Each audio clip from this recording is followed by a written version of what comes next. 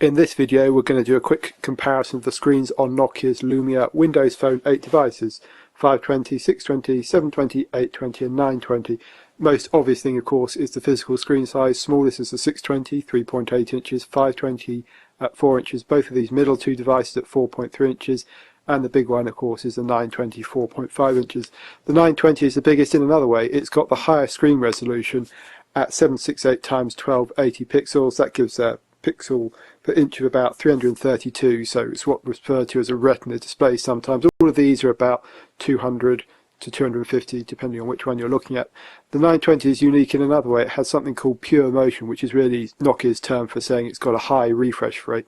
What does that mean? Well, when you're scrolling you'll get less blurring on the screen. We've done another video on this, so have a look on our YouTube channel to find that. Going back to what this picture that we've got up on screen is comparison purposes. What's the other thing you should talk about? Well, the screen technology, and this is where the 820 stands out as being a bit unique. It's the only one here with an AMOLED display. You can probably see here on the rocks and in the sea, slightly more vibrant and punchy colours. Whether you like that or not, it's really down to personal preference, but I would say, look at these three devices here. It's actually not a lot to choose between them, and these LCD, as is the 920 and the 520, they're all good screens. Nokia also has their sunlight readability enhancements in them. That means that when the screen is shining brightly on them, you can still view the screens, and it's on all of these devices to a greater or lesser extent. And most of these, apart from the 520, have clear black display as well, which is all to do with the layers that sit in the screen. So I'd say that the best screen, as it says, is the 720, but the 920, the 720, the 620 are also very good. So is the 820. Now you can see here the 520 is a little dimmer. Now that's partly because it's on the end, it's about viewing angle. If I bring it into the middle, you can see that screen looks a bit brighter, looks better next to the other devices. If I tilt it away, it becomes very quickly obvious that you can't see it. Now you compare that to 720, which has really excellent viewing angles, as do most of these other devices.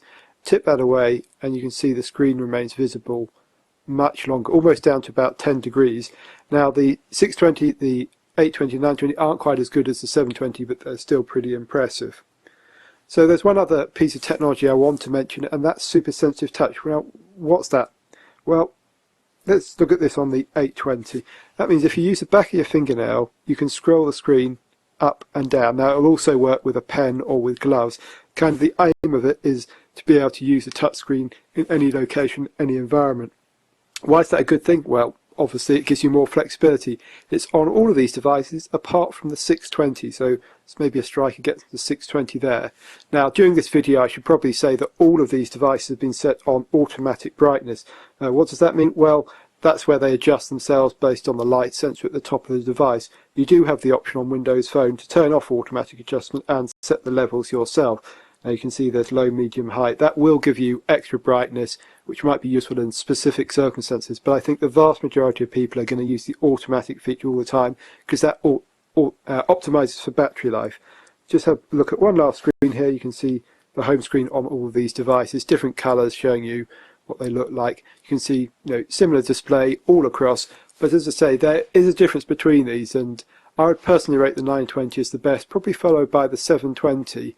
Then maybe the 820 and the 620. The only strike against the 620 really is the smaller physical size and the lack of super sensitive touch. The 520 is really what you'd expect from a budget device. So there we go, a quick run through all those Lumia devices and their display and technology related to it.